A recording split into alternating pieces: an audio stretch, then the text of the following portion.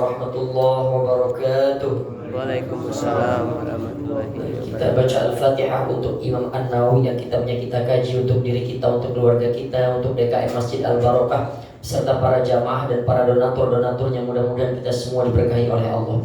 Al-Fatihah. A'udzubillahi minasyaitonir rajim. Bismillahirrahmanirrahim. Alhamdulillahirabbil alamin. Arrahmanir rahim. Maliki yaumiddin. Iyyaka na'budu wa iyyaka nasta'in. Ihdinas siratal mustaqim. Siratal ladzina an'amta 'alaihim ghairil maghdubi 'alaihim waladdallin. Amin. Bismillahirrahmanirrahim.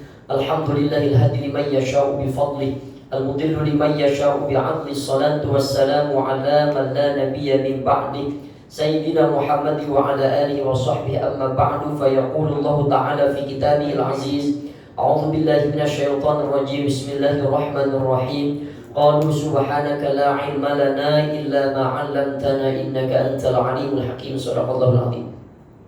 Para jamaah yang dimuliakan oleh Allah, kita masuk pada hadis yang ketiga dari bab kebenaran dan kejujuran, halaman 81. An Abi Sufyan, dari Abu Sufyan Sakhr bin Harb, Abu Sufyan bin Sakhr bin Harb radhiyallahu anhu, mudah-mudahan Allah meridhoinya, fi hadits tawili fi qissatil Hirqal. Jadi di dalam hadis yang cukup panjang, Pak. Ini kan cuma ringkasannya saja di dalam kitab yang kita pegang nih. Tapi memang aslinya tuh itu sampai beberapa lembar, Pak.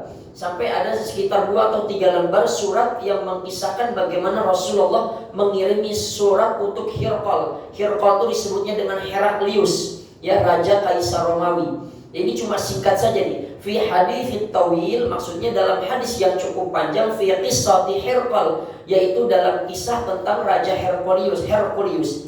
Qala Hirqal, ya, berkata Hirqal, ya, Hirqal itu raja Herculius, ya. Ya, Raja Heraklius, ya. Makanya ada orang namanya Herculius, Heraklius, Hercules, ya, ini mirip-mirip dengan ini nih, ya, dari Raja Heraklius ini. Ya, qala Hiraqlu berkata, ya, Raja Heraklius ini, famadza ya'murukum, yakni Nabi sallallahu alaihi wasallam, wahai Abu Sufyan, apa yang dikirimkan, apa yang diperintahkan oleh Nabi kepadamu? Ya, qultu, berkata Abu Sufyan, ya, yaqulu, Rasulullah berkata, ubudullah, sembahlah Allah, wahdahu la tusyriku bihi syai'a, dan janganlah engkau menyekutukan Allah dengan segala sesuatu apapun, watruku ma yaqulu aba'ukum wa ya'muruna bis shalah was-sidqi wal 'afafi was-silah.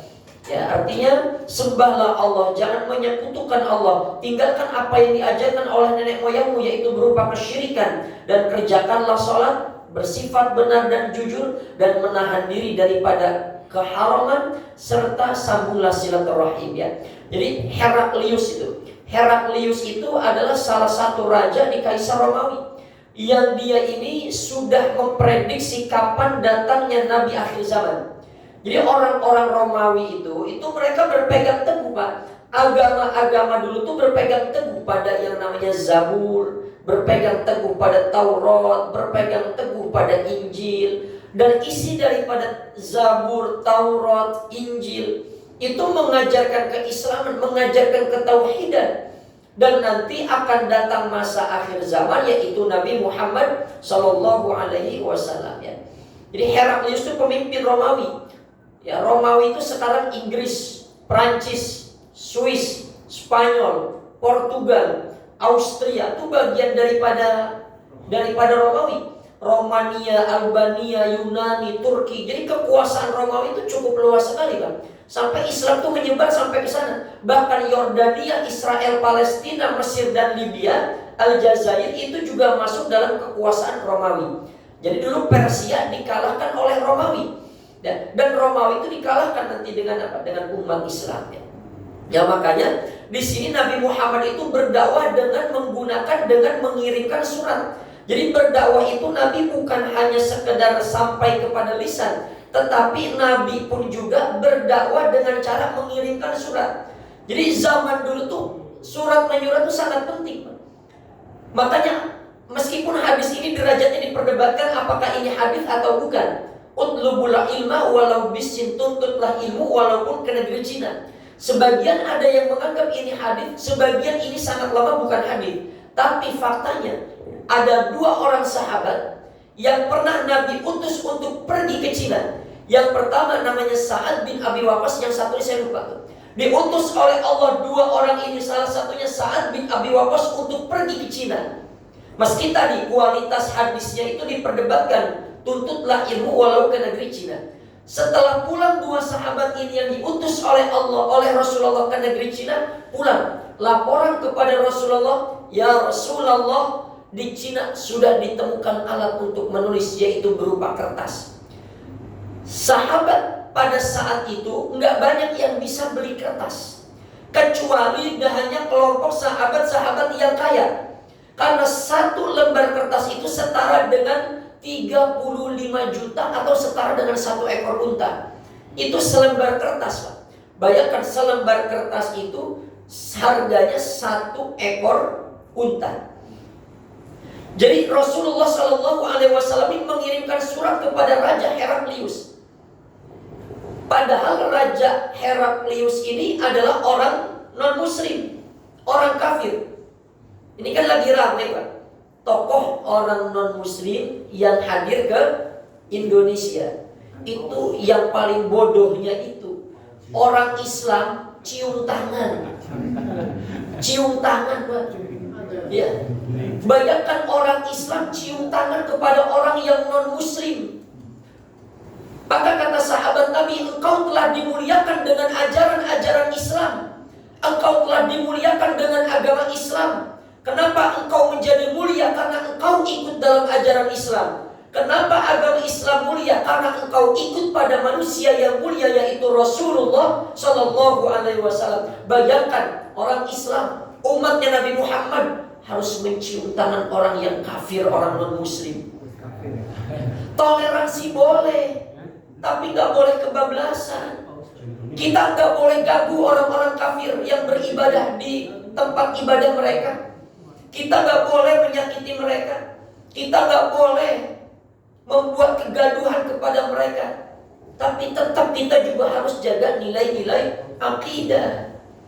Makanya orang yang patut kita cium tangan itu kepada siapa? Kalau orang tua patut. Oh, orang tua itu pasti karena dia keramat. Yang kedua siapa? Kepada orang berilmu, orang soleh. Udah berilmu, udah soleh. Apalagi ada orang kaya, berilmu, soleh, boleh kita cium tangan. Tapi kalau kita punya abang ipar misalnya, ya dablek, main judi mulu, warisan paling serakah, sholat kagak mau. Biar kata abang ipar, jangan cium tangan, Pak, pantang. Jangan cium tangan. Misalkan tuaan dia, bukan masalah tuaannya. Ya. Jadi kalau dia soleh, udah gitu lebih tua, udah gitu alim, cium tangannya.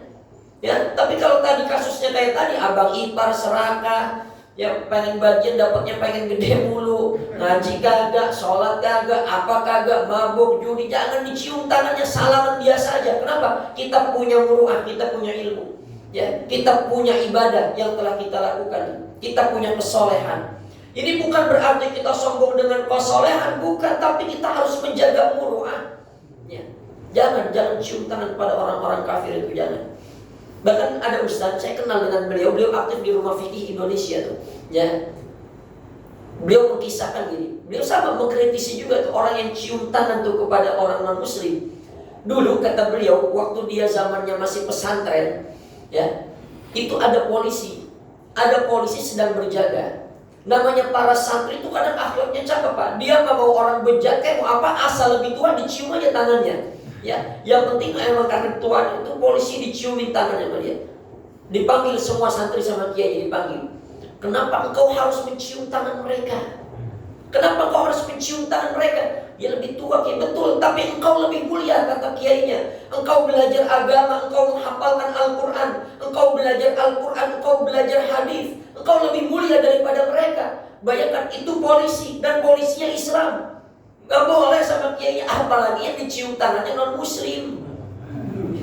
Ya, gak boleh kayak begitu. Bayangkan. Makanya nanti ulama berbeda pendapat, Pak. Bagaimana kita hukum berjabat tangan dengan orang non muslim itu diperdebatkan kita oleh ulama. Kalau Ustaz itu kan yang cium kening profesor lah, emang kalau profesor udah pasti bener, ya kan nggak juga. Imam Bukhari bukan profesor kan. Profesor itu kan cuma gelar akademik yang dia tempuh dari perkuliahan dia. Banyak kok ulama-ulama besar nggak pakai kuliah itu pintar-pintar semua. Ya, itu cuma gelar akademik. Kalau kata Rocky Gerung itu apa? Kok ijazah itu cuma tanda orang itu pernah makan bangku sekolahan, bukan tanda bahwa orang itu pernah mikir. Bukan, belum tentu orang itu pernah mikir. Ya. Bahkan Allah katakan, kuntum khairu ummat, engkau ini sebaik-baiknya umat. Kenapa? Kita beramar ma'ruf bernahi mungkar. Kata Syekh Ali Usman Al-Jalali mengatakan, nahnu akramul umam, kami semua adalah umat yang paling mulia tuh. Li'anna tabi'a yashrafu bisyarafil matbu'i. Itu dikatakan untuk menunjukkan bahwa kita ini adalah umat yang mulia. Nahnu akramul umam, kita semua ini adalah umat yang mulia. Kenapa kita bisa mulia?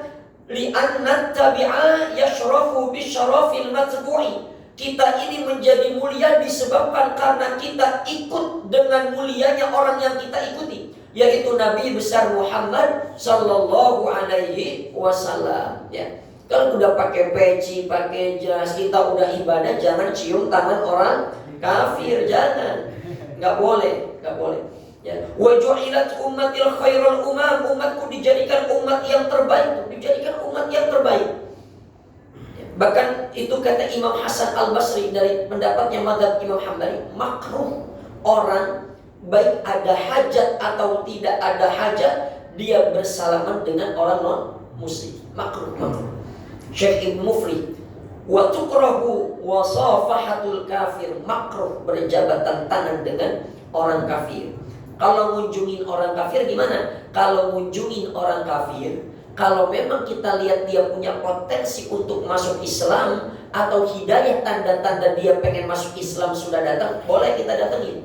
Ya, tapi jangan ngetuk-ngetuk pintu orang kafir untuk cari dana, nggak boleh. Ya, hanya pendeta-pendeta tuh kaya, Pak, karena mereka digaji.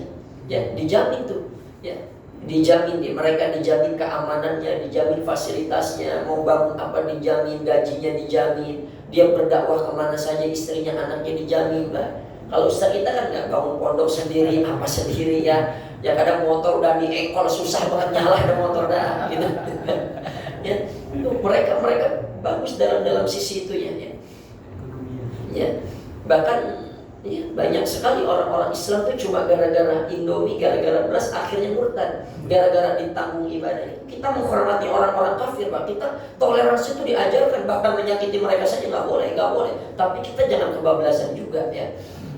Bahkan ulama Maliki mengatakan begini, tidak boleh berjabat tangan dengan orang non-muslim atau orang kafir kecuali dalam keadaan darurat.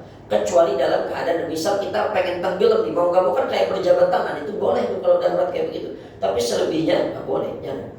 Ya.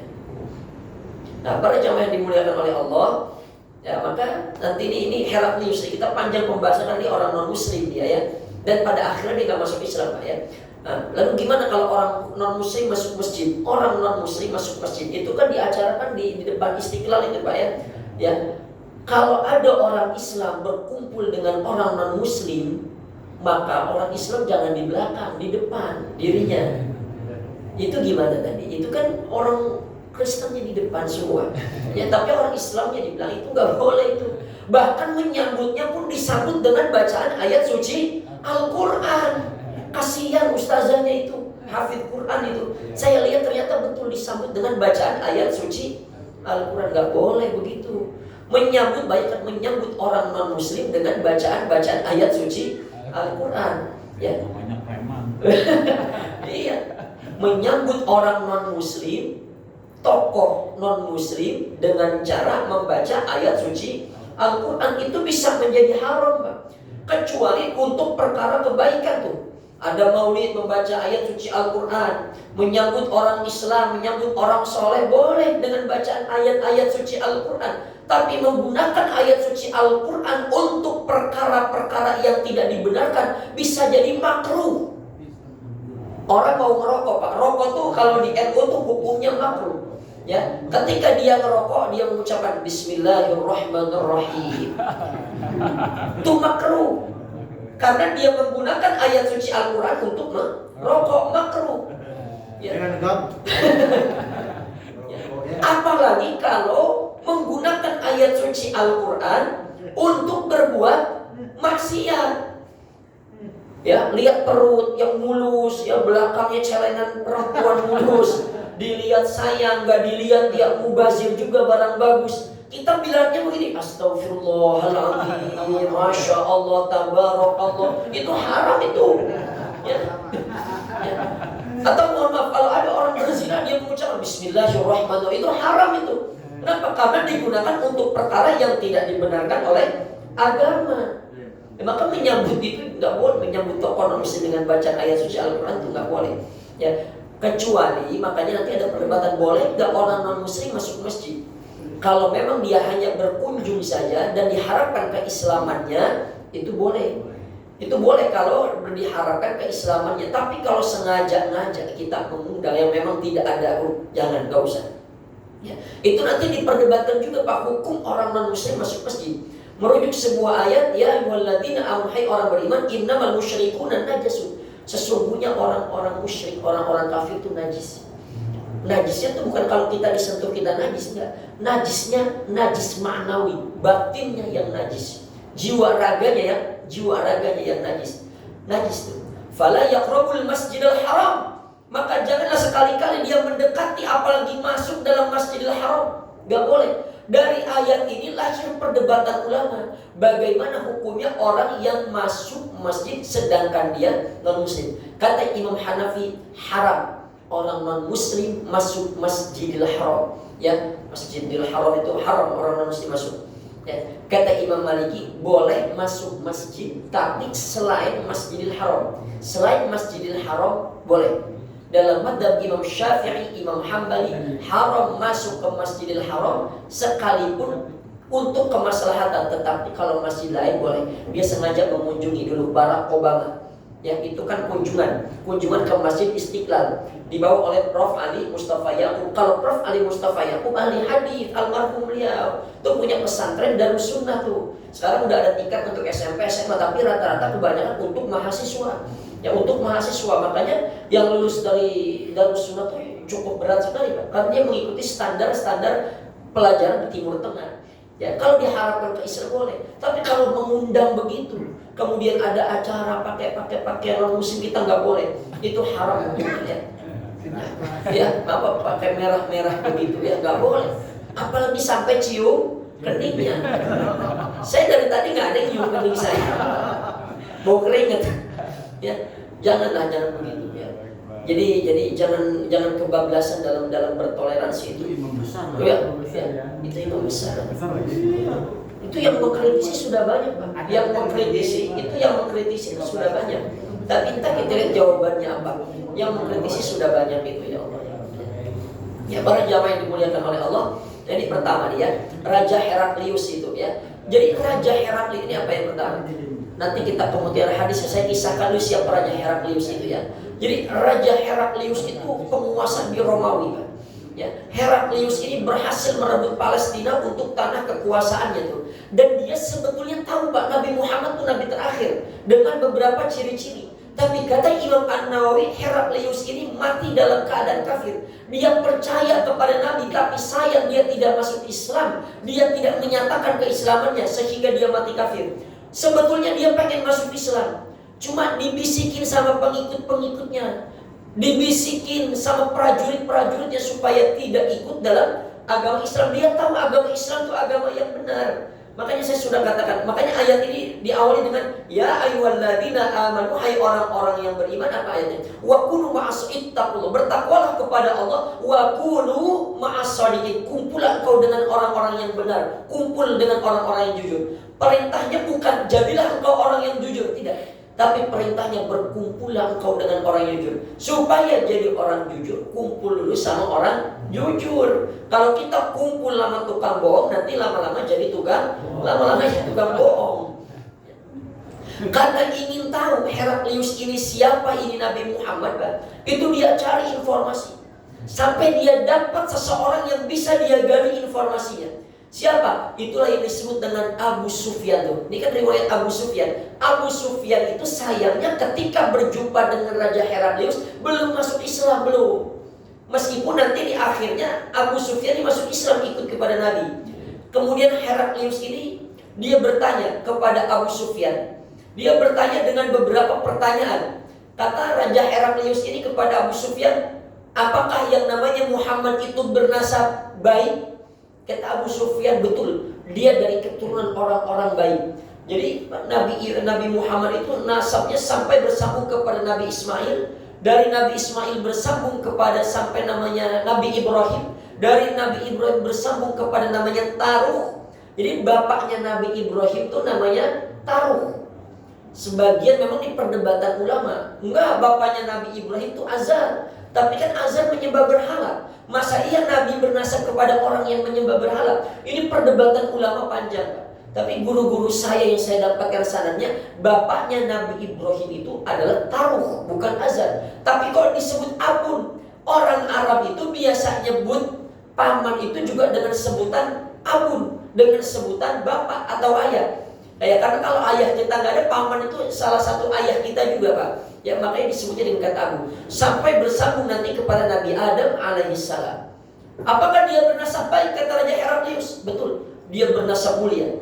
Bertanya lagi kemudian Heraklius kepada Abu Sufyan, apakah salah seorang di antara kalian dari keturunannya mereka atau dari kelompok kalian, ya dari Quraisy, ada yang mengaku menjadi nabi? Tidak ada.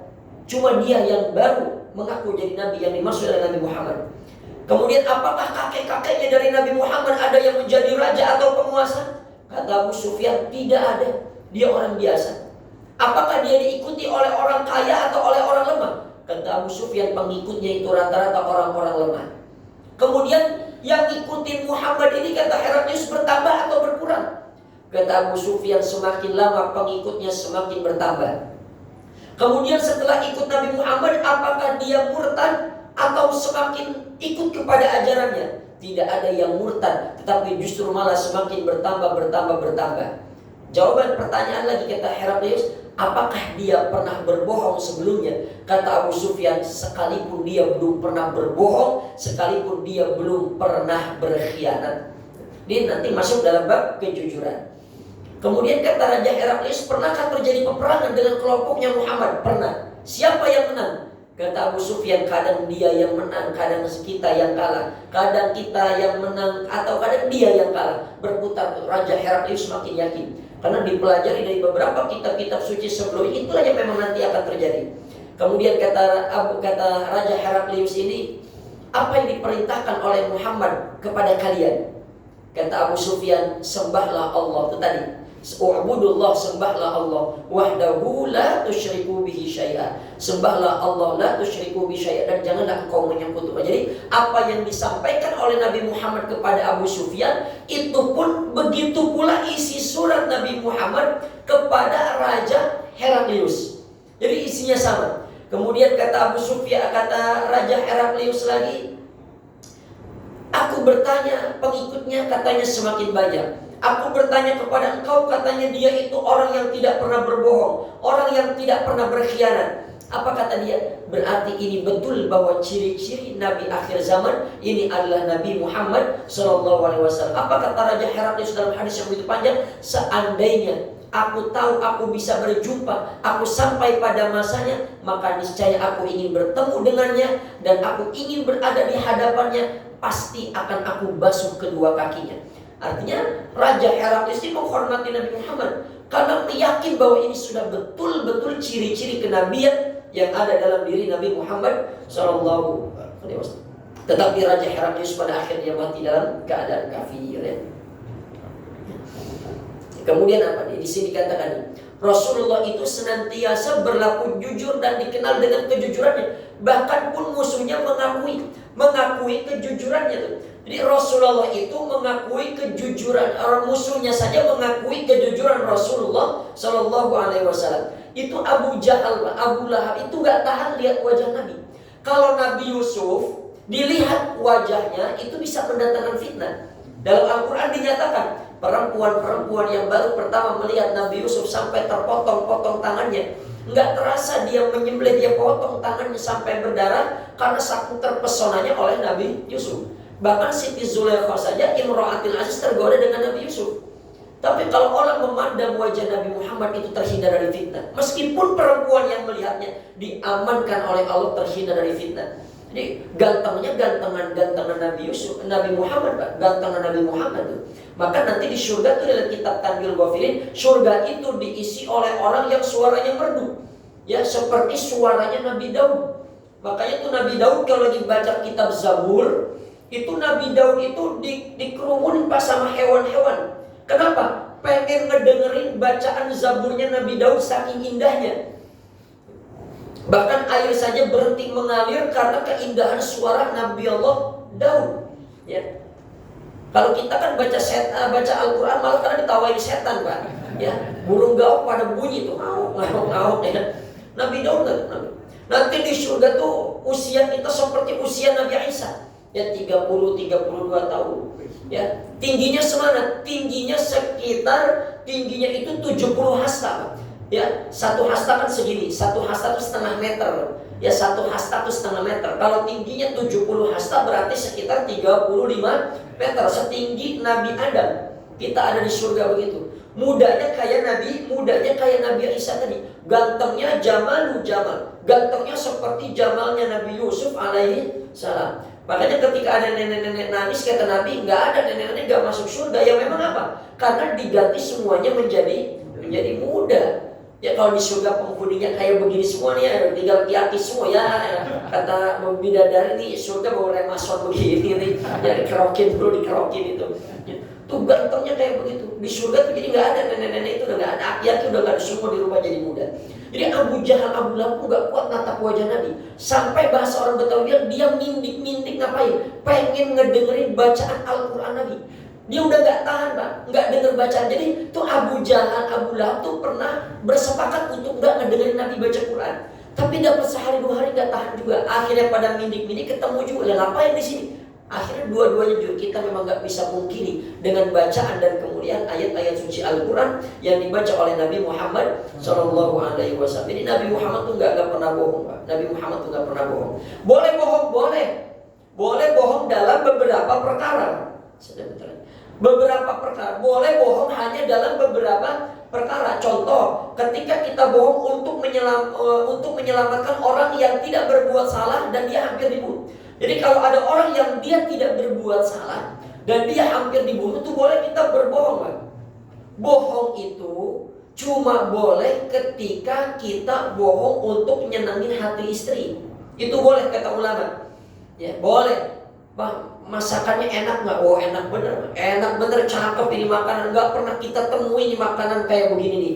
Ya urusan asin atau enggak kan memang betul. Nggak pernah kita temui makanan model begini. Ya mama kurus apa gue Pak kurus, udah gitu aja Pak. Ya. Makanya tuh betul ulama ngajarin sunnah memuji hasil masakan istri. Ya, sunnah memuji hasil masakan istri. Meskipun kita rasa nggak enak, tetap aja dipuji. Itu bohong yang boleh tuh kata ulama.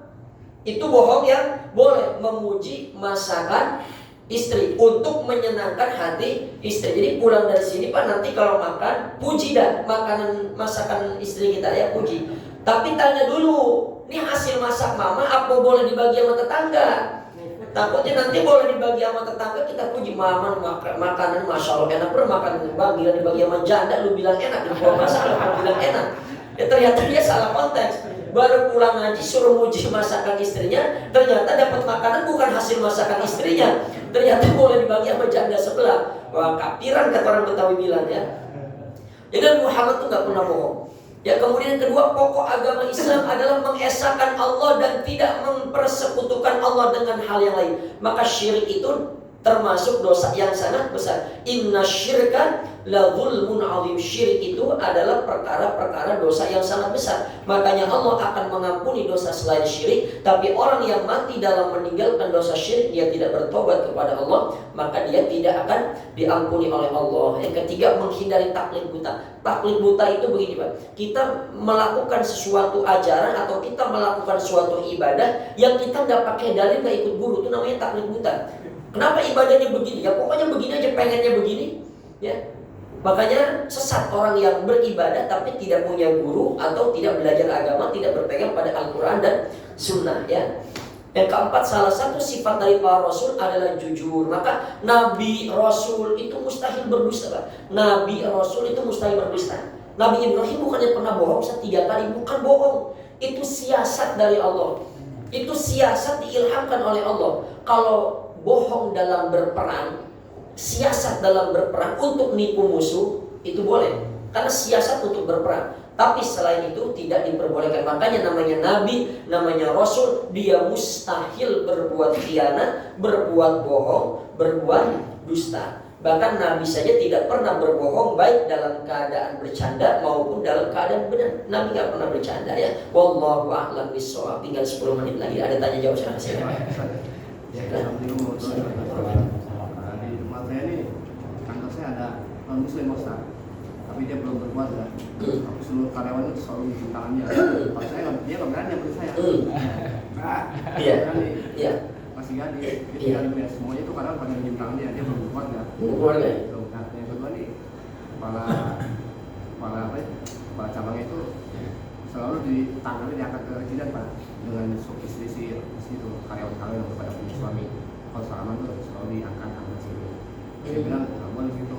Iya bagus. 3 kali gitu lah, tapi ya begitu lagi ya. karena kan saya di bagian bersihan jadi saya nggak dianggap begini. Iya. Waktu itu kejadian pada jalan-jalan ke kolam renang. Iya.